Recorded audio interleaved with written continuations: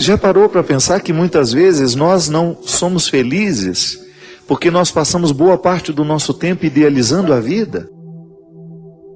Idealizando as situações, as realidades, ou até mesmo cometendo esse crime cruel de ficar preparando sempre para o futuro uma alegria que deveria ser vivida hoje.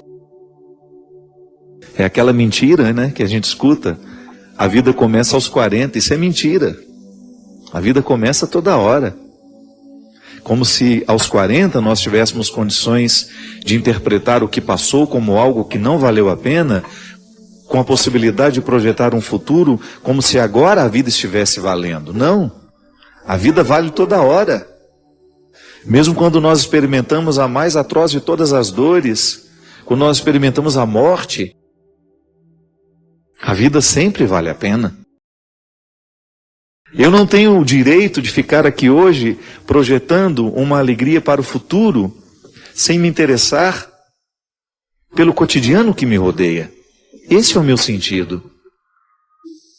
Assim como preciso lavar o rosto todos os dias de manhã, eu preciso lavar a minha alma para que caiam todos os excessos que infelizmente coloco e permito que coloquem sobre ela.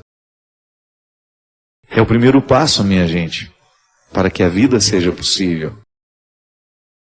É o primeiro passo para que a gente tenha condições de administrar a existência com todos os fardos que são próprios dela. E nós não podemos abrir mão dos fardos que são próprios da existência. Não existe um sentido pronto. Eu não gosto de julgar sobre os outros as responsabilidades que são nossas. Eu tenho consciência de que algumas coisas que eu preciso, só eu posso me oferecer. Aliás, boa parte do que eu preciso, só eu posso me oferecer. É muito injusto que eu peça ao outro que me dê aquilo que só eu posso me dar. Por exemplo, amor próprio, né? Sou eu o primeiro a administrar o amor que mora dentro de mim, a minha experiência pessoal de ser quem eu sou, de ter de administrar todos os dias o sentido para a minha existência. Sou eu que tenho que abandonar todos os dias a ilusão de que a vida é perfeita, de que eu terei uma vida maravilhosa, de que tudo será esplendoroso. Não. Sou eu que preciso administrar diariamente a compreensão de que tudo está marcado pelo limite e que mesmo sendo marcada pelo limite, a vida pode ser boa. Eu não tenho que esperar do outro que a minha vida seja boa por causa dele, não. O primeiro passo para isso é aqui dentro do meu coração, na minha cabeça, quando eu faço a minha higiene pessoal, né? Da mesma maneira como eu preciso lavar o meu rosto, eu também preciso lavar a minha alma todos os dias para que caiam por terra todas as ilusões de que essa vida deveria ser perfeita, de que tudo será maravilhoso, de que tudo será esplendoroso. Não. Não é assim. Então todos os dias eu preciso fazer cair por terra o que não é verdadeiro. Por isso que eu gosto tanto do cristianismo, porque ele não nos ilude. Jesus em nenhum momento propõe aos seus seguidores uma vida maravilhosa e mágica, distante dos sofrimentos, distante das lutas, porque Jesus compreende a vida como ela realmente é. Ela pode ser maravilhosa, pode, mas ela também pode ser muito triste. E que é na arquitetura dessas duas possibilidades que nós nos posicionamos com a responsabilidade, então, de viver com dignidade aquilo que nos foi proposto hoje. E assim a gente é amigo, assim a gente é pai, assim a gente é irmão. De vez em quando Deus nos visita de maneira muito concreta através das pessoas. Aliás, ando pensando que é uma das formas privilegiadas que nós temos de receber a presença de Deus é através de um amigo de verdade. Digo isso porque é tão humano, né, amar, é tão humano sofrer, é tão humano perdoar, necessitar ser perdoado, é tão humano errar. E o amigo é com quem nós dividimos diariamente as dinâmicas destes verbos. Quando falo amigo, eu coloco a possibilidade de que tenhamos dentro de casa uma mãe que seja também uma amiga, um pai que seja também um amigo, nas devidas proporções, né? Uma amizade que não ofusca o papel fundamental daquela pessoa na nossa vida. O primeiro papel do pai não é ser amigo, é ser pai. Mas ele pode ser um pai amigo. Quando nós encontramos em alguém a possibilidade de conjugar a mística cristã de maneira tão concreta, tão real, tão verdadeira, quando alguém, pelo mistério de ser quem é, nos acompanha, quando alguém no mistério de ser quem é, alivia a nossa existência. Hoje eu precisei viver um dia rodeado pelos meus limites. Limites físicos, limites pessoais, humanos, psíquicos, emocionais. E mesmo assim, eu precisei dar conta da vida. Os meus amigos fazem parte desse processo. Mas o primeiro passo é sempre meu. E é aqui que Deus mora, minha gente. Nessa motivação. É aqui que a conversão precisa acontecer. É o que nós precisamos pedir a Deus todos os dias. Nós não queremos que Ele modifique a nossa vida. Nós queremos que Ele modifique quem somos. Porque se Ele modifica quem somos, é bem provável que naturalmente a gente modifique a vida que a gente vive. Ainda hoje eu falava sobre isso no meu Twitter, né? Que há sofrimentos que estão ao nosso lado, que por mais que a gente seja solidário com aquele sofrimento, a dor continua sendo do outro. É o limite. É o limite que o pai precisa enfrentar todos os dias com o filho, ao olhar para aquela criança saindo com a sua mochilinha para ir para a escola, e o pai não ter condições de salvar aquela criança de todos os sofrimentos que ela terá de enfrentar naquele dia de aula. É assim que a gente ama muitas vezes, querendo colocar uma redoma de proteção para que o outro não sofra aquilo que nós precisamos sofrer para ser quem a gente é, mas aí nós cometemos uma injustiça. Você, se retirar o que você sofreu, se retirar as lutas que verdadeiramente você precisou travar para ser quem você é hoje, é provável que você não teria dado muito certo na vida, não. Então, no gesto de querer amar e proteger, nós queremos privar o outro de viver aquilo que realmente o fará crescer. Já observou como nós fazemos isso quando nós amamos? Aí a gente oferece ao outro um amor que desprotege. Pode parecer um jogo de palavras, mas não é. Muitas vezes, a nossa proteção é uma desproteção. Porque ao rodear o outro de todas as atenções e carinhos para que ele não sofra, nós estamos privando-o justamente do elemento mais humano, daquilo que nós podemos, que é inegável na nossa condição, que é justamente o fato de sermos limitados. Tudo que você é passa pela sua cabeça. É por isso que eu digo sempre, né? Que a conversão é aqui. É no jeito como nós pensamos, é no jeito como nós olhamos para o pai, é no jeito como nós olhamos para o filho, é no jeito como nós olhamos para quem amamos. Por isso que o cristianismo é tão concreto. Porque ele modifica o nosso jeito de amar. Tá bom, eu quero amar, mas eu não quero colocar o outro numa redoma para receber o meu amor. Eu quero amar ao lado. Eu quero amar, mas sem privá-lo do sofrimento que ele terá de enfrentar quando a vida for dura para ele. E eu quero ser maduro o suficiente para entender que a vida é assim mesmo. Que eu não tenho o direito de criar dentro de mim um espírito de vítima que vai me justificar como um eterno fracassado. Porque às vezes acontece isso, minha gente. A vida, ao ser dura para cada um de nós, parece que nos dá o direito de um atestado de vítima que nós vamos sempre apresentar para justificar a nossa falta de coragem, a nossa falta de mobilidade, a nossa falta de esperança. Não é para ser assim. Ninguém nos prometeu que seria fácil. Em nenhum momento Jesus prometeu aos seus discípulos que seria fácil. Veja a linguagem que ele usou. Faça uma visita aos evangelhos e você vai ver que em nenhum momento Jesus deixou de falar de luta, de espada, de processos dolorosos, de cruz. Mas nós não temos o direito de desvincular a vitória do processo de luta. Nós não temos o direito de dizer, pague o dízimo nessa igreja e a partir de agora você será um homem ou uma mulher abençoada. Não é assim que Deus age.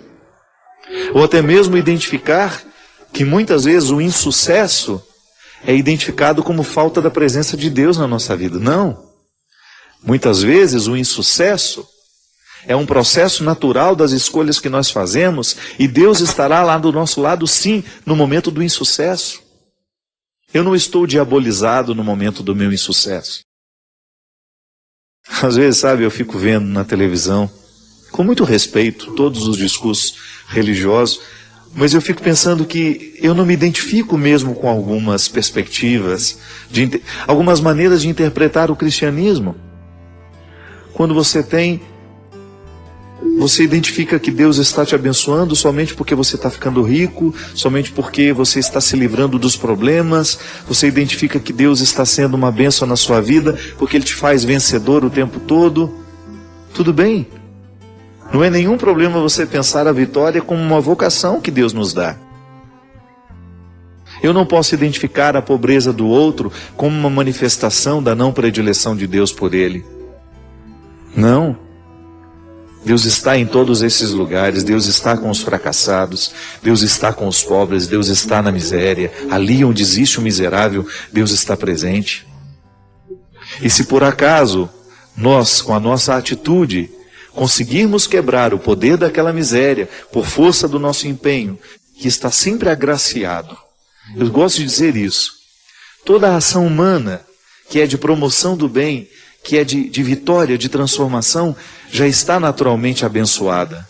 É a graça de Deus agindo em nós. Eu não posso ser bom sem a graça de Deus agindo em mim. Até para eu me arrepender dos meus pecados, eu preciso da ação da graça em mim. E ali identificar que este processo, ele é humano, ele é natural. E eu não posso me opor àquilo que é humano em mim. Porque é no acolhimento dessa humanidade que Deus vai agir. É assim que Ele visita a nossa vida através de amigos. Que nos dão a palavra certa, que nos encorajam, que nos recordam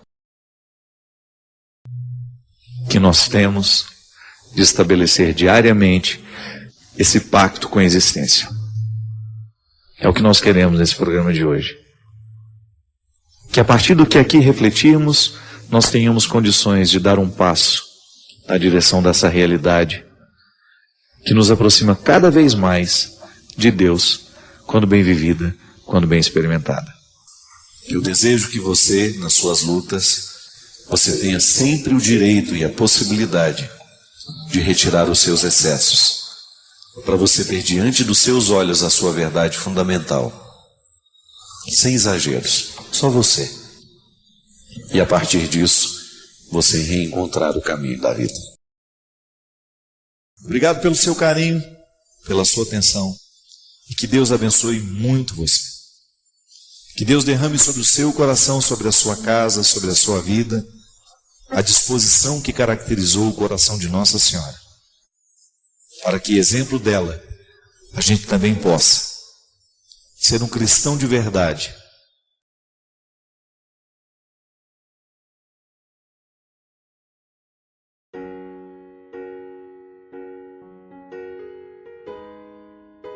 Quando eu falava para vocês que essa encarnação do Verbo em nós, ela nos coloca dentro de um caminho de sabedoria. Eu particularmente gosto de identificar, o tempo todo, pessoas inteligentes e pessoas sábias. É uma diferença muito sutil. Existem pessoas que são muito inteligentes, mas que falta sabedoria. E existem pessoas que nem são tão inteligentes assim e que são tão sábias. A sabedoria parece que é um caminho muito diferente da inteligência. É possível ser os dois. Quantas vezes na minha vida eu encontrei pessoas altamente inteligentes, mas altamente sábias. Mas não ficaram sábias estudando. Não. Sabedoria veio por outras vias, muito mais pela observação da vida, muito mais pela capacidade que ela teve de contemplar o que estava acontecendo ao seu redor, de aprender com aquilo tudo. A sabedoria é como se fosse um tesouro que nós vamos acumulando à medida que nós vivemos. Eu acho interessante porque o conhecimento de Deus não passa tanto pela inteligência. É claro, eu não preciso abrir mão da inteligência para eu ter uma experiência de Deus. Mas a minha lida com Ele é muito mais pela sabedoria do que necessariamente pela inteligência. E às vezes Deus me quebra de um jeito que vocês não fazem ideia. Não tem sentido nem faz razão. Está ali diante de mim. Eu preciso viver. Eu preciso viver. Às vezes não tenho tempo nem de lavar o rosto. Preciso viver. É a sabedoria que me sustenta naquela hora. Quantas pessoas precisando enfrentar as suas tragédias pessoais, a inteligência não ajuda. Só a sabedoria. Conhecer a Deus para a gente poder sabiamente descobrir como e com quem, através de quem Ele cuida de nós. Ele nos protege. Aí você descobre que o sim de Deus vem muitas vezes através de negativas. Na própria vida. Você queria tanto, você se empenhou tanto, você insistiu tanto, mas não era para você. Não era. Aí o tempo passa, você começa a perceber que o não foi uma libertação na sua vida. Até mesmo em relacionamentos, minha gente. Você pode observar que quando nós insistimos demais numa pessoa, numa determinada situação existencial, nós costumamos errar. E o tempo vai mostrando que aquilo não foi perda alguma. Você até achou que perdeu, mas não. O cuidado de Deus na nossa vida é justamente esse. Nos ajudar a olhar para aquilo que era um aparente prejuízo e você perceber que era um ganho. Um ganho. Eu preciso aprender um pouco aqui. Eu preciso aprender.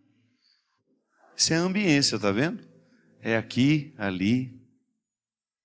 Às vezes o aqui é você. Na fila do lanche tem o aqui e o ali. Que quando nós pensamos no aqui e o ali, a gente já acha que serão situações maravilhosas, né? Esplendorosas. Não, são humanas. Eu preciso aprender um pouco aqui. Eu preciso. É dentro de casa, às vezes, a música, viu? Você olha para todos, os que são mais difíceis, os que são mais fáceis, e Deus está ali, olha. É aqui, é ali. Por que nós não queremos esse aprendizado? Porque nós ainda não compreendemos com sabedoria o mistério da encarnação.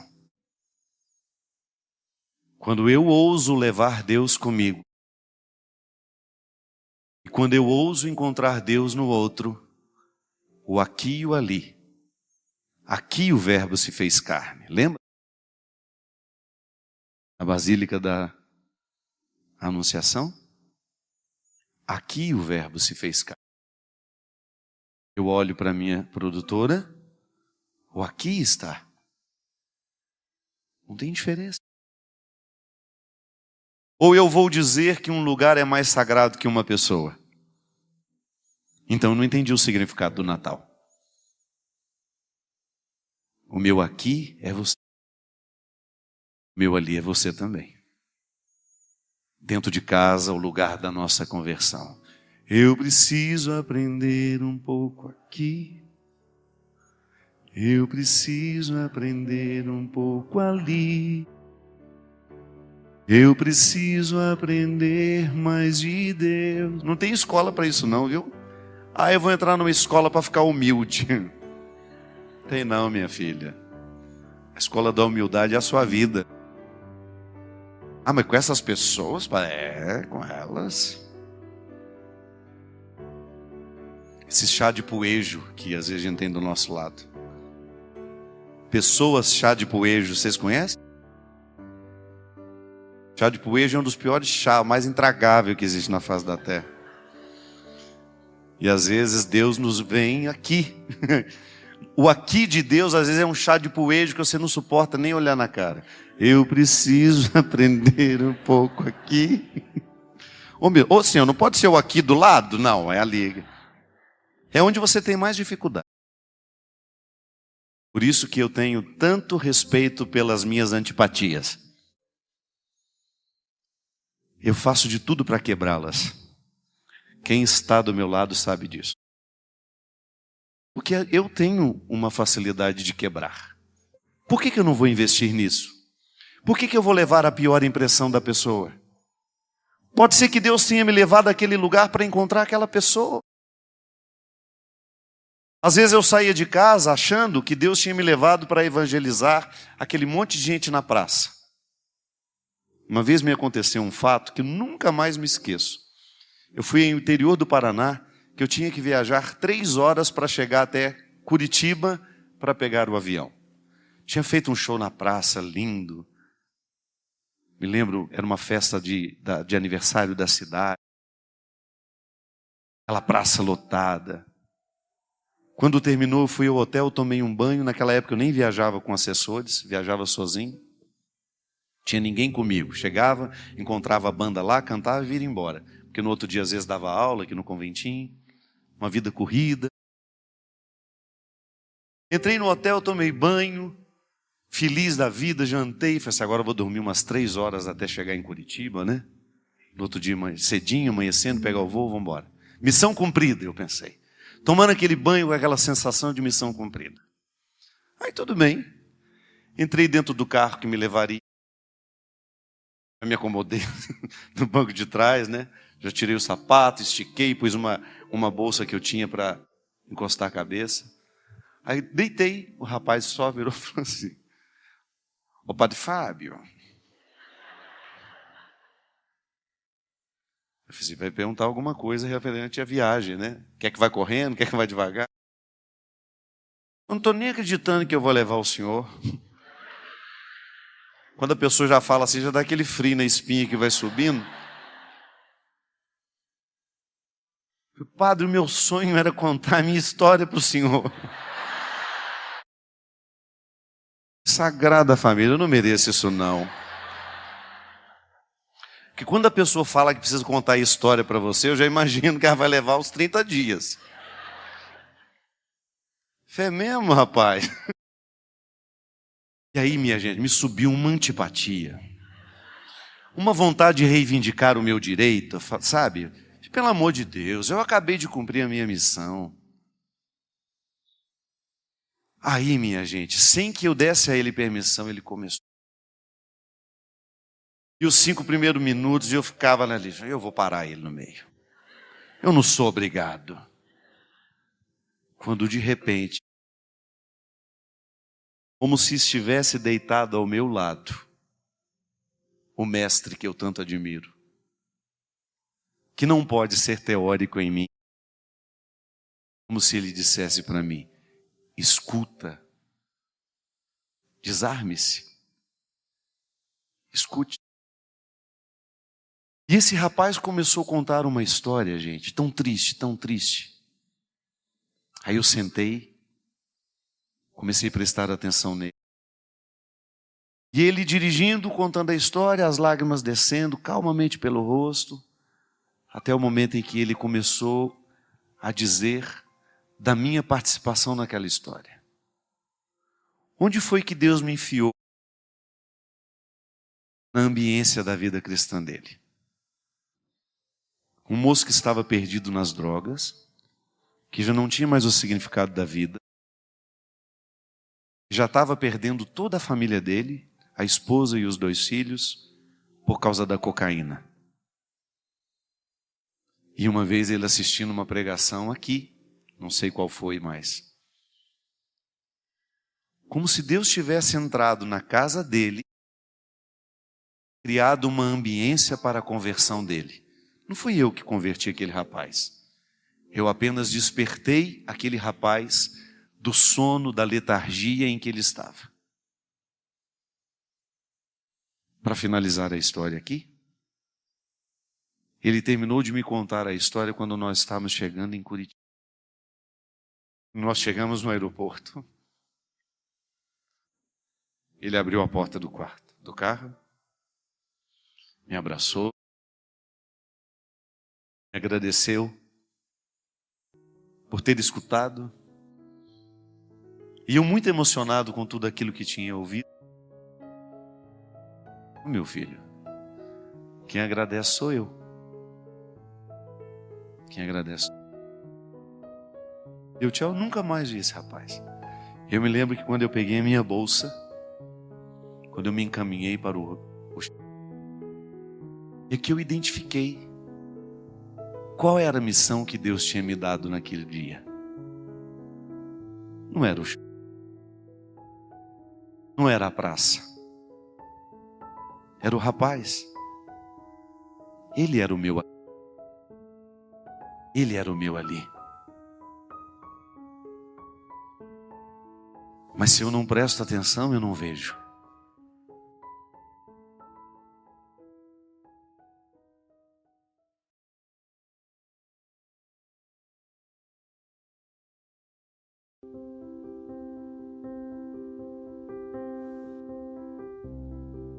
Se a gente for pensar quanto tempo a gente precisa chorar para produzir um sorriso verdadeiro.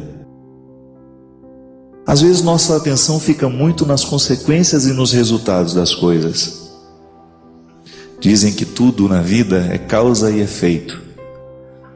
Geralmente nós nos ocupamos dos efeitos da vida. Mas e as causas? Aquelas realidades primeiras que geralmente os nossos olhos não alcançam no primeiro olhar. Causas são um pouco mais profundas que efeitos.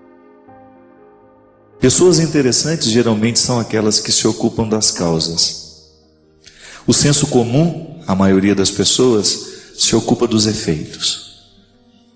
Mesmo porque as pessoas que transformam a sociedade são aquelas que pensam as causas, são aquelas que trabalham nas causas, são aquelas que são capazes de atuar diretamente nas causas, e por isso que elas mudam a vida.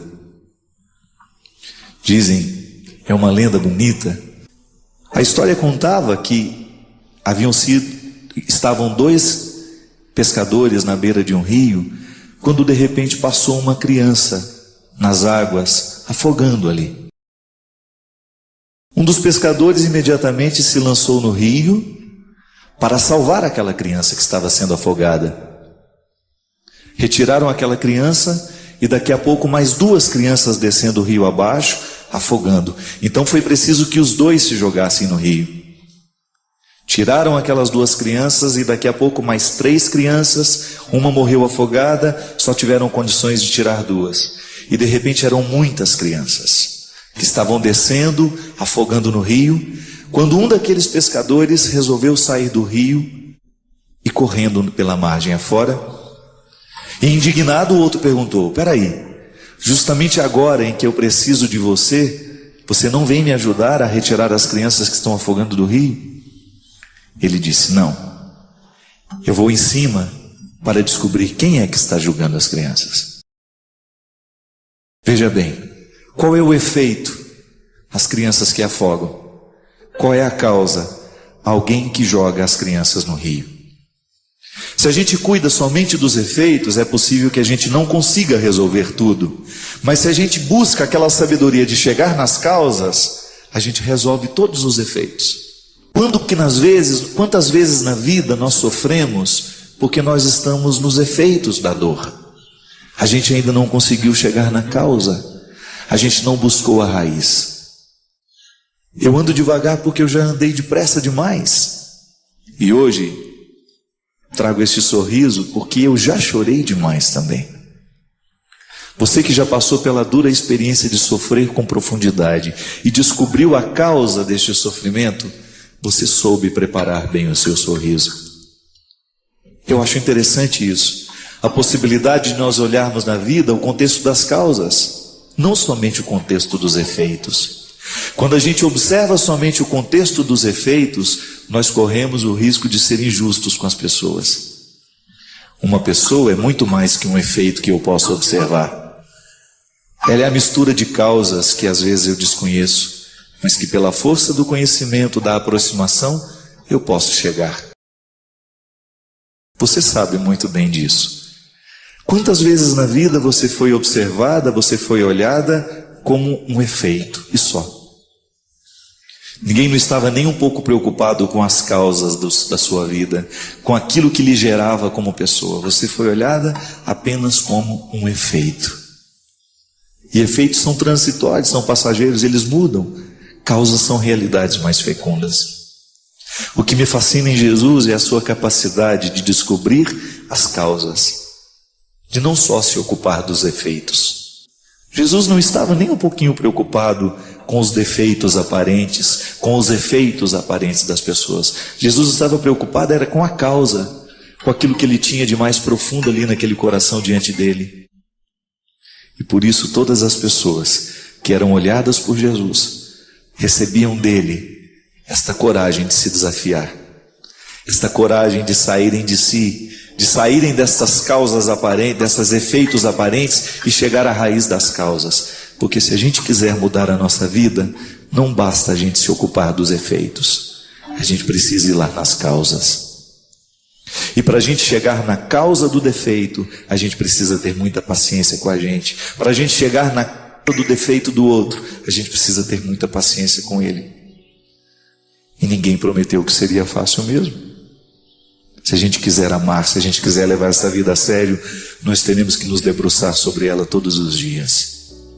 Nós teremos que ter a calma para que a gente possa jogar a água no momento certo da planta, para que a gente possa saborear os frutos depois. É o processo humano, minha gente. É o processo divino misturado nessa condição humana maravilhosa. Processo lindo que você vive, que eu vivo também.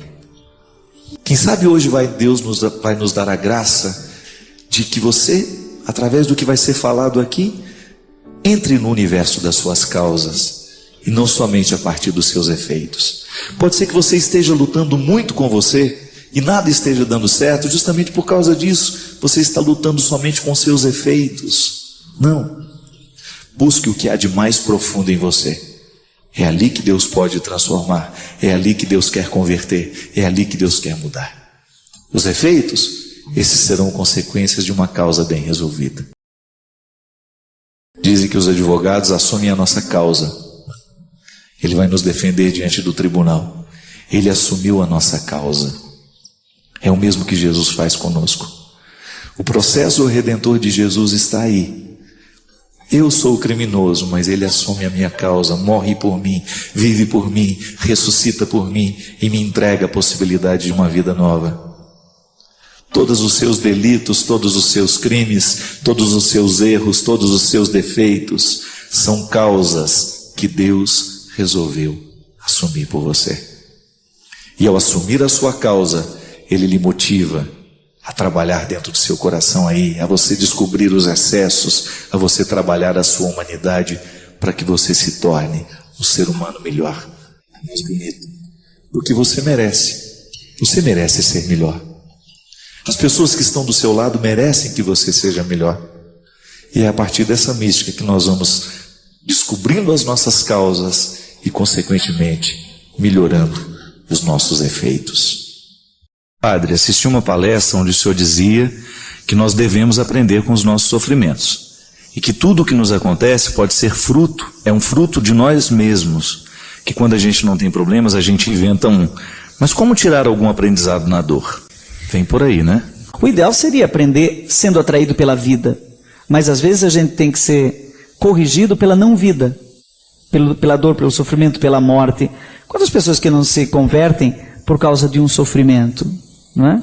Muitos santos se converteram depois do primeiro tombo. O próprio Paulo, né, que a gente estava falando do Paulo, foi um tombo na estrada. Santo Inácio de Loyola foi a mesma coisa. E São tudo, e Francisco de sempre Assis. depois daquela experiência de sofrimento, um novo homem ou uma nova mulher, né? A melhor forma de compreender o que o sofrimento pode lhe inspirar é você conhecer o ciclo do sofrimento. Ele sempre faz uma volta em nós. Ele nos envolve e do mesmo jeito que ele nos envolve, ele vai embora. Procure fazer o que você não gosta, porque o que você gosta você já faz bem. É um pouco essa experiência de você ser envolvido pelo sofrimento, porque toda vez que eu estou fazendo o que eu não gosto, eu de alguma forma estou vivendo um desconforto. Que nós temos uma mudança na morfologia do cérebro mesmo. Você tem uma modificação cada vez que você é contrariado.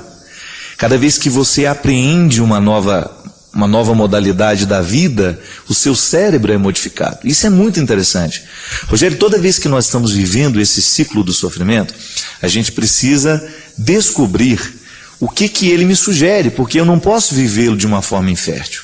Se eu estou sofrendo, eu preciso, então, dar sentido ao que me envolve, a esse desconforto. Quando a gente faz o que a gente não gosta e a gente sofre o que está fazendo, a gente aprende e a gente quebra uma série de preconceitos. Ô, Fábio, mas deixa eu te fazer uma pergunta também, então, já que estamos aqui dois apresentadores, né? Ninguém gosta de sofrer, né? No seu livro você diz um negócio assim: quando o sofrimento bate a sua porta, é melhor abrir. Melhor abrir. Mas você me surpreendeu nessa frase, porque normalmente quando o sofrimento bate a nossa porta, a gente tem a tendência de dizer, vai na casa do vizinho, né? Passa outra hora, Passa né? outra hora, ou então não abre a porta, me escondo debaixo do cobertor, né? Tem ninguém aí, vai embora. Sofrimento da morte, por exemplo, de um parente, você já passou por isso, eu já passei por isso, né? E aí? Mas por que abrir? Outro dia, padre, eu estava em Petrópolis e eu me encontrei com um rapaz que eu conhecia a história porque alguém já tinha me falado. A pessoa que você vai encontrar passou por isso. Ele havia perdido os 3 filhos no acidente. E na hora que eu encontrei, nem ele me contou a história, nem eu tive coragem de perguntar. Mas é engraçado quando eu estava diante de um ser humano que não era comum. Ninguém passa por uma dor como essa. E eu olhava para ele assim, ele já com uma serenidade adquirida, certamente depois de muita lágrima, de muita dor, e ainda hoje deve sentir tudo isso, né? Mas eu estava diante dele com uma sacralidade, sabe aquela passagem, tira a sandália do seu pé, porque esse solo que você tem diante de você é santo. E aquilo me lembrou assim muito a história do meu livro, né? Porque às vezes pode parecer uma teoria, né? Um conjunto de histórias que são verdadeiras, mas que muitas vezes você não viu ossificado ali diante de você, encarnado. E quando eu fiquei diante daquele homem, conhecedor do profundo sofrimento que ele havia passado, assim como quando eu encontro pessoas também que eu sei que sofreram duros golpes da vida, eu tenho certeza que eu estou diante de pessoas especiais. Durante mais de 10 anos, Fábio, você acompanhou minha vida, eu quase que semanalmente, nessa nossa vida louca, tinha que andar de avião, com medo. Então, no dia que tinha que sair de avião, já o meu intestino já estava totalmente desregulado. E quando entrava no avião, então e se desse uma turbulência? Até que eu li a tal história da intenção paradoxal do Viktor Frankl. E ele tem uma coisa que ele chama de intenção paradoxal. Ele diz o seguinte, que quando você quer o que você não quer, você consegue desejar o que não é desejável, o efeito negativo daquilo desaparece. Como é que ele descobriu isso? Ele descobriu isso no campo de concentração, na Segunda Guerra Mundial. Ele era prisioneiro, porque ele era judeu. Então ele estava lá, e ele descobriu que não eram os mais saudáveis que viviam mais, mas aqueles que conseguiam atribuir sentido à vida. A própria escravidão que a própria escravidão, ao sofrimento, não é? Então aqueles que aceitavam o absurdo, que conseguiam se entregar, acabavam vivendo mais e melhor. E então velhinhos doentes viviam mais do que jovens fortes, né? E a gente vê isso hoje em dia também. Pessoas idosas, com muito bom humor, que aceitam a vida como ela é vivem muito mais, né? E às vezes doentes, administrando suas doenças, vivem mais. Então o que acontece? Se você aceita o sofrimento, se você abre a porta, você desarma o sofrimento. Tira o poder que ele tem de nos destruir. Por isso que estou lançando um disco novo, que tem uma canção que chama Entrega para Jesus. Eu sempre, como teólogo, sempre achei isso muito complicado. Quando eu vou num hospital dizer para a pessoa, Olha, entrega para Jesus. Hoje eu entendo que a oração de entrega, né, de colocar tudo nas mãos de Deus, é uma oração profundamente psicológica, que a pessoa quer o que não quer e aquilo tudo começa a fazer sentido. Agora eu vou dar um exemplo que você vai entender. O que é a intenção paradoxal? Quando a gente quer lembrar o nome de alguém e não lembra, quanto mais você quiser lembrar, menos você consegue lembrar. Agora, se você consegue renunciar ao desejo de lembrar, logo, o nome é esse. Bem. Quanto mais você deseja, você se apega àquele desejo, você sabe, Fábio. Quanto mais você quiser o sucesso, menos ele virá. Agora, é só você dizer assim, não quero mais o sucesso, eu quero mais uma casinha branca na varanda, num quintal, uma janela e uma viola para cantar. Mais gente vai te procurar. Agora, peça aplauso que ninguém dá. Então isso chama intenção paradoxal. Acho que por isso tem que abrir a porta mesmo. Sim.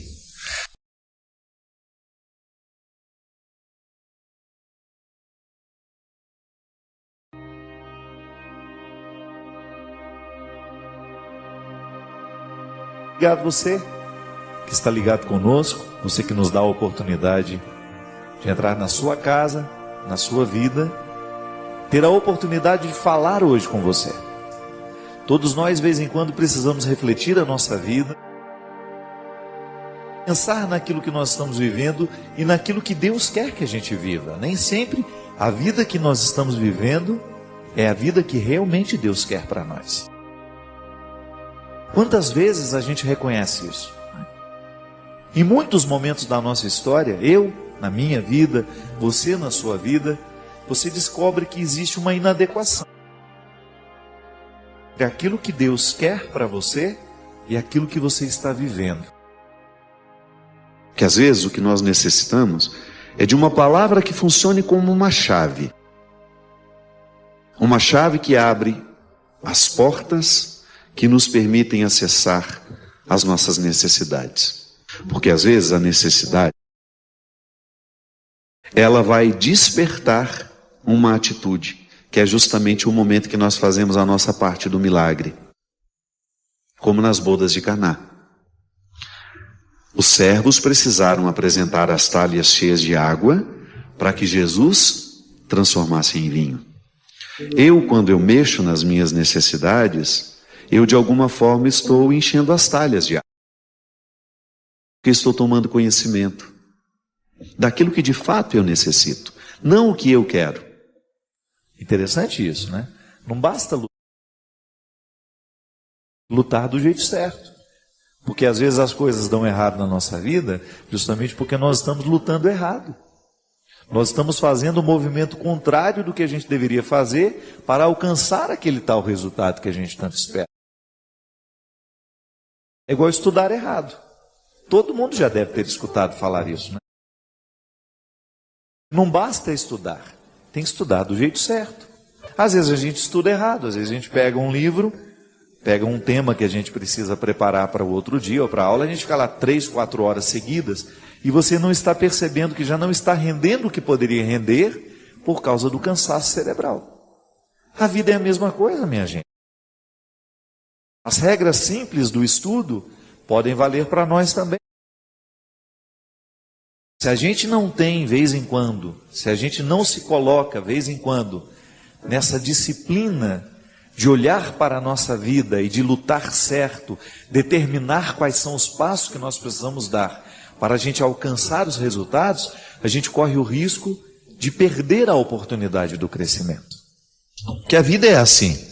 Se você pega a semente, se você vai lá na filosofia grega, a semente, ela tem todo o potencial da árvore, mas ela ainda não é a árvore, mas ela tem a potência, ela tem o potencial guardado dentro dela.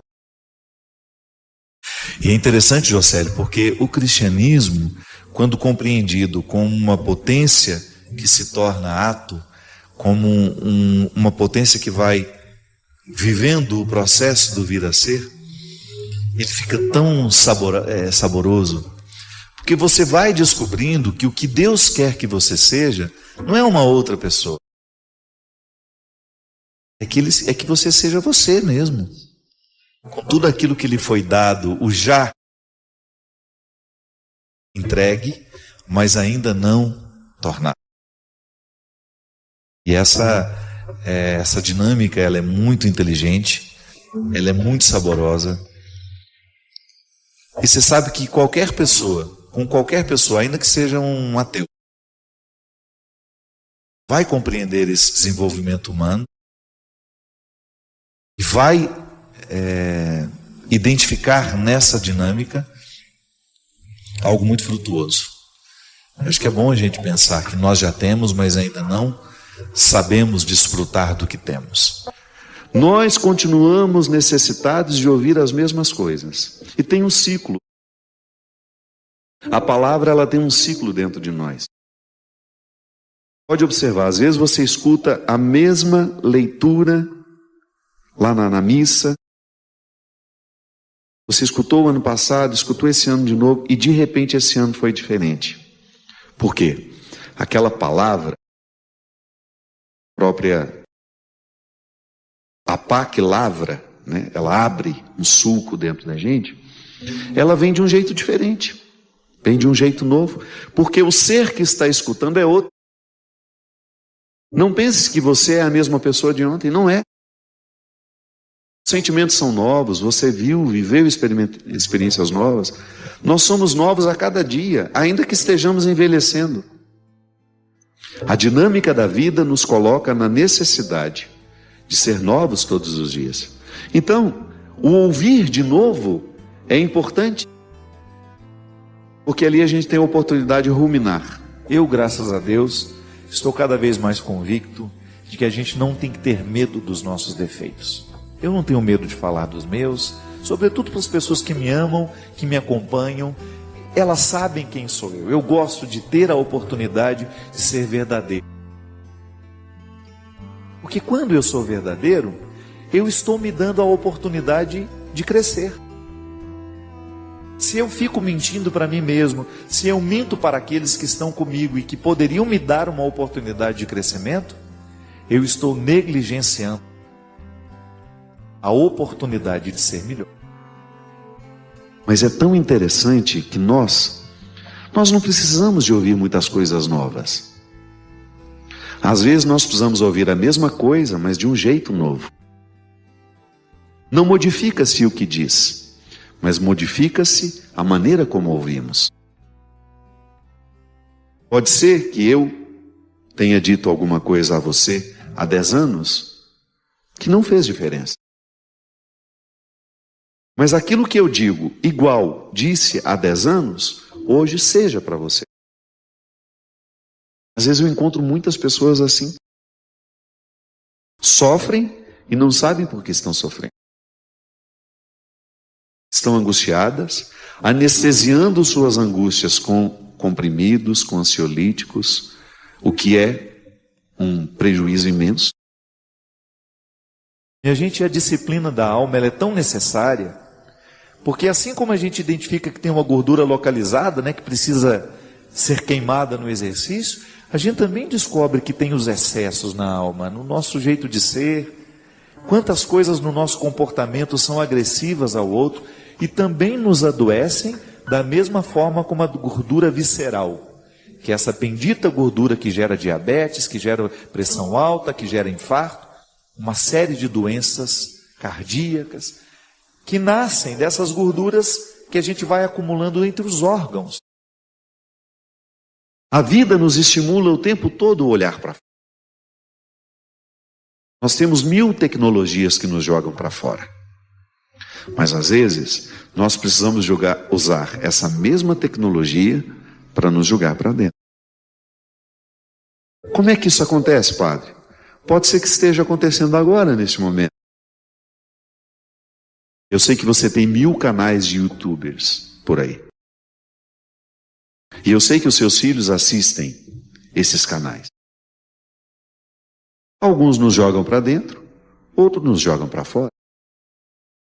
Eu não fico o tempo todo buscando coisas que me jogam para dentro. Eu também gosto de coisas que me jogam para fora, que me façam perceber o mundo, mas quando isso é em excesso, eu me torno desconhecido de mim mesmo. Eu fico um estranho para mim. Aí não sei porque que estou triste, Não sei por que estou desanimado. Não sei por que estou apático. Não sei por que estou sofrendo. Por quê? Estou desaprendendo a autocontemplação.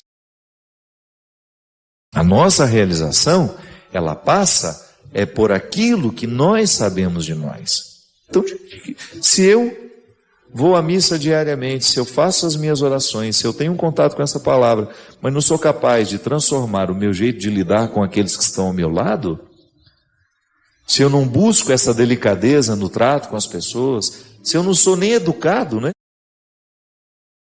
Eu estou permitindo que esse evangelho me transforme? E o pior de tudo, estou me tornando um contratestemunho para quem me vê. Uma coisa é você tomar as suas decisões e arregimentar a vida a partir das decisões que você tomou, de repente você ser capaz de colocar regras na relação com as pessoas e até mesmo estabelecer uma certa distância que você julga necessária naquela hora. Outra coisa é você destratar as pessoas. Outra coisa é você ser grosseiro com elas, você ser indelicado, você dizer o que o outro não merece ouvir. Você até ser agressivo, porque às vezes as pessoas são agressivas e não estão percebendo. Estão sendo cruéis umas com as outras e não estão percebendo. Mesmo que a vida tenha te dado muitas oportunidades, mesmo que você tenha ficado doutor, que você tenha ficado muito rico, que você tenha tido muito sucesso na vida, o seu jeito de olhar para as pessoas e o seu jeito de ser gente será a partir da humildade e da simplicidade do Mestre. Administrando melhor os nossos excessos, mudando o jeito como nós olhamos para as pessoas que trabalham com a gente, mudando o jeito como nós interpretamos os que estão ao nosso lado. Sempre digo isso. Eu acredito de fato nisso. Quando Deus entra na nossa vida, Ele modifica. A primeira coisa que Ele modifica em nós é o nosso olhar. A gente passa a olhar de um jeito novo para nós e para os outros.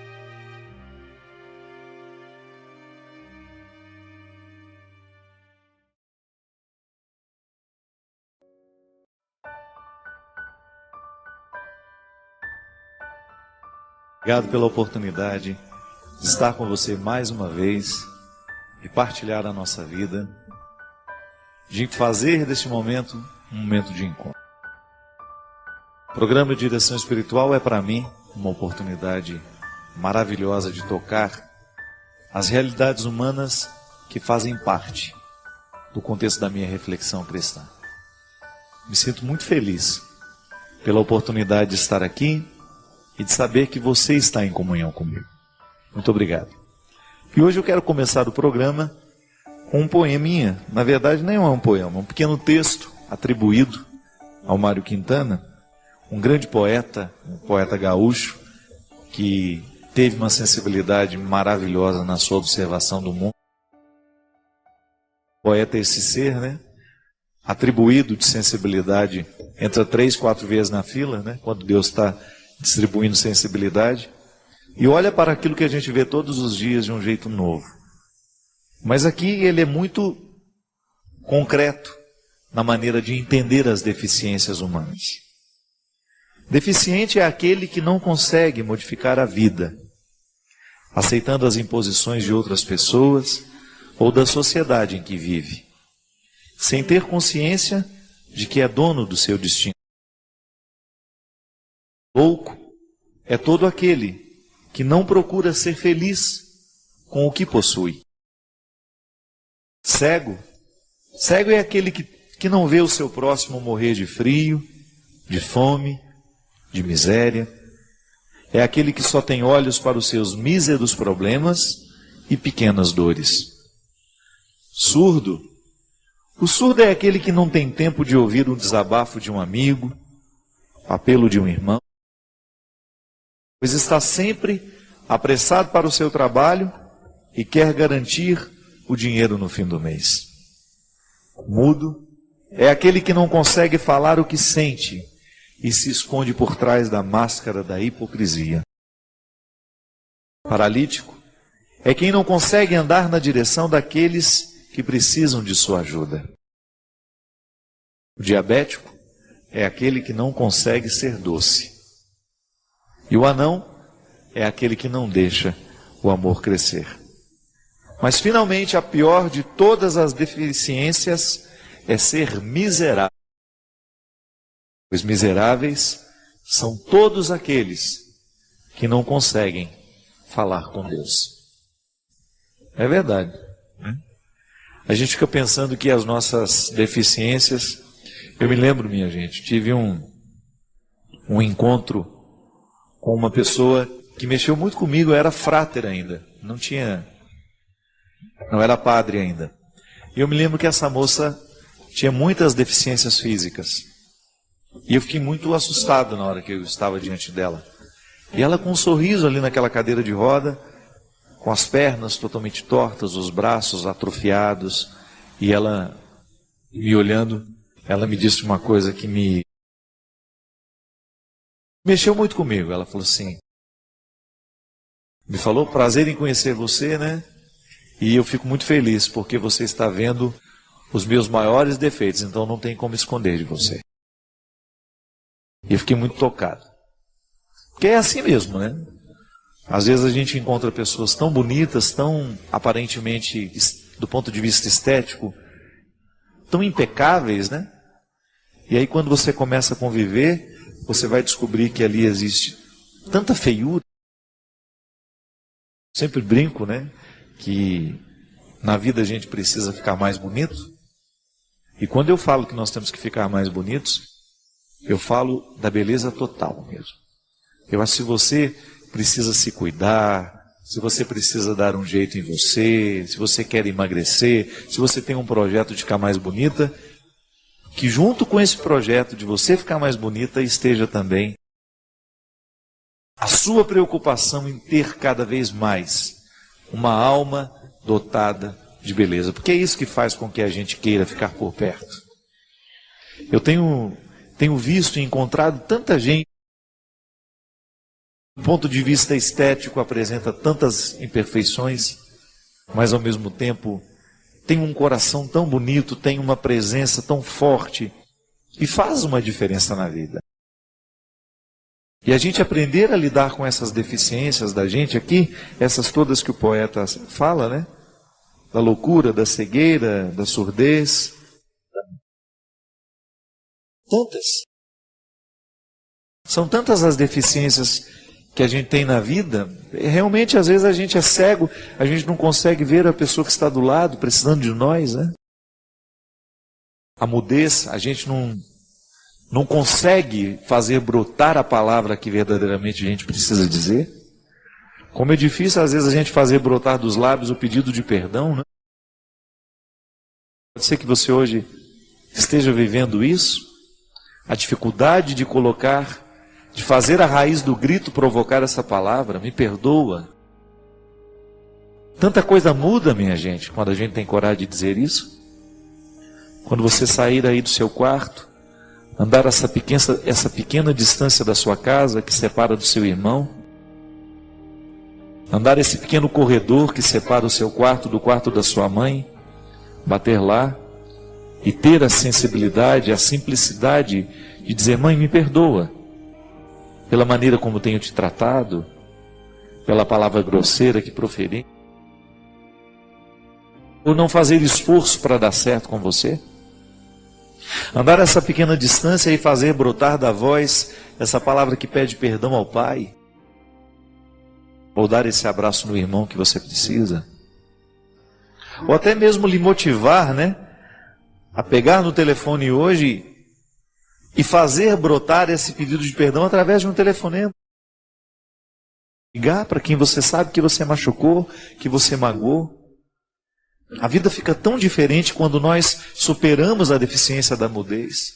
Quando você é capaz de ultrapassar a sua... tudo aquilo que lhe impede de fazer a palavra brotar. A palavra que edifica. A palavra que constrói. Tanta gente precisando hoje do seu pedido de perdão. A gente tira o sono das pessoas, às vezes, com a nossa atitude. Às vezes um pedido de perdão não custa nada. E ele vai fazer um bem danado ao coração do outro. Ele vai provocar um benefício naquele que escuta. A gente cuidar da deficiência da nossa visão, né? Às vezes a gente é incapaz de perceber quem está do lado.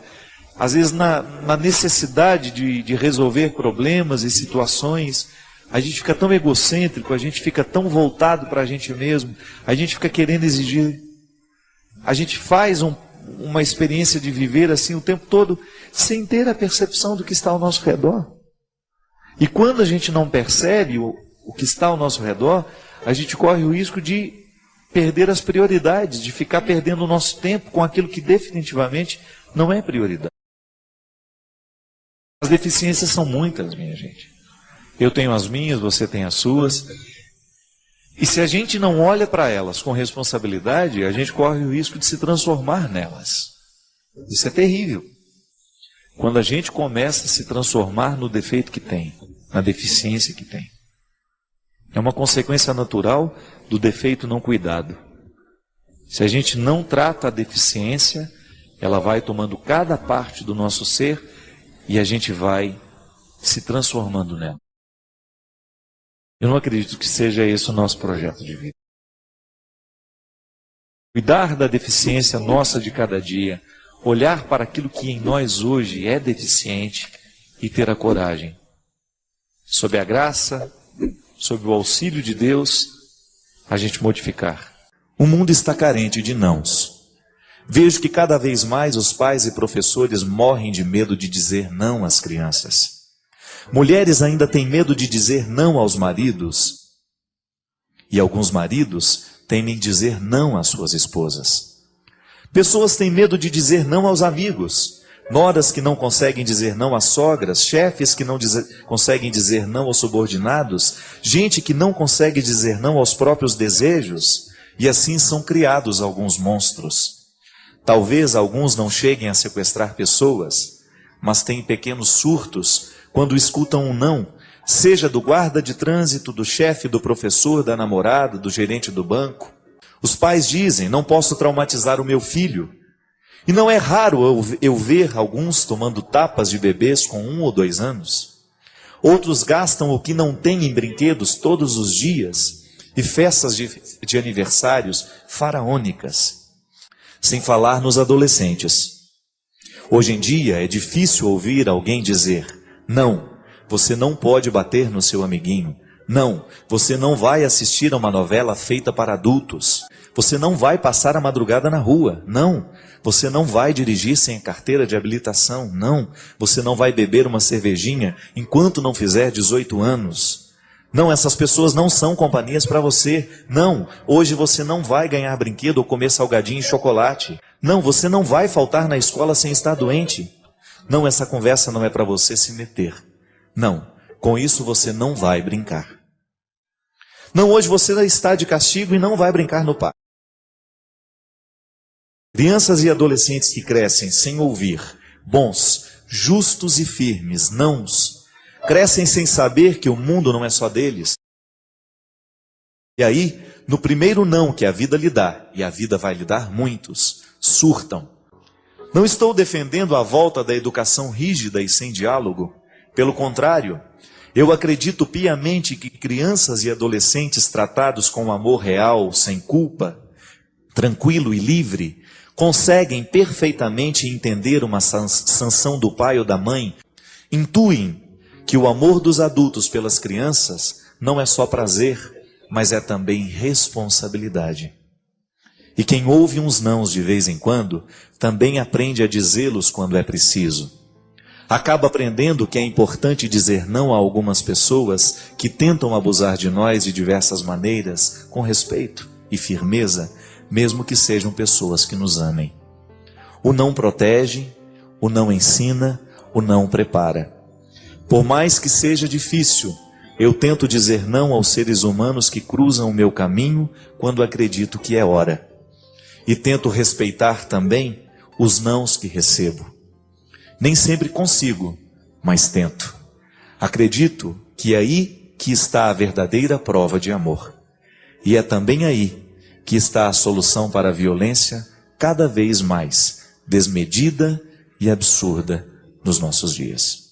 Eu confesso, eu recebi esse texto na semana passada e iria lê-lo, mas eu gostaria de parabenizar sem saber quem é. Mas ela se propôs a fazer uma reflexão, gente, absolutamente válida para os dias de hoje. Minha gente, cada vez mais eu me convenço, e eu falo até aqui no meu livro do sofrimento, que as grandes tragédias, elas são alimentadas aos poucos. Grandes tragédias acontecem a partir de pequenos descuidos. É interessante que uma tragédia, quando ela acontece, ela é uma junção de uma série de pequenos detalhes que foram desconsiderados. A verdadeira educação, eu trabalhei e estudei muito o processo educacional, e tenho certeza que muitos educadores que agora me acompanham vão de concordar comigo. Um processo educacional, ele só pode ser saudável a partir do momento em que há um equilíbrio entre sim e não. Não estou querendo propor um modelo educacional repressivo, coercitivo, que venha impor pela força do grito, que venha proibir tudo aos filhos, não. Mas o que essa psicóloga está propondo é que a gente assuma a responsabilidade na hora certa, para que depois a gente não seja responsabilizado por coisas piores, por coisas trágicas. Hoje, minha gente, o grande desafio nosso como pais e mães, como educadores, como pessoas que de alguma forma têm a possibilidade de interferir no processo social, é a gente educar as pessoas para o limite, para a situação em que todos nós teremos que enfrentar, em que a vida vai nos oferecer um não. Nós não podemos encontrar uma pessoa que foi feliz e que foi realizada, que só encontrou sim pela vida, muito pelo contrário. Aliás, eu acredito que uma pessoa ela vai se tornando interessante à medida em que ela vai conseguindo vencer as adversidades que encontra. Ninguém nasce pronto. Nós não temos a possibilidade de ter uma vida pronta, um mundo ordenado, se a gente não passa pela experiência de produzi-lo. E um filho é um empreendimento que precisa o tempo todo ser talhado como se fosse mesmo uma escultura, a partir deste formão humano, desta ferramenta que se chama amor, que dá 2 golpes. O amor é uma ferramenta que dá 2 golpes, para permitir e para negar. Engana-se aquele que pensa que o amor é uma ferramenta que só dá o golpe da permissão. Não. O amor dá o golpe da permissão, mas ele também dá o golpe da negação.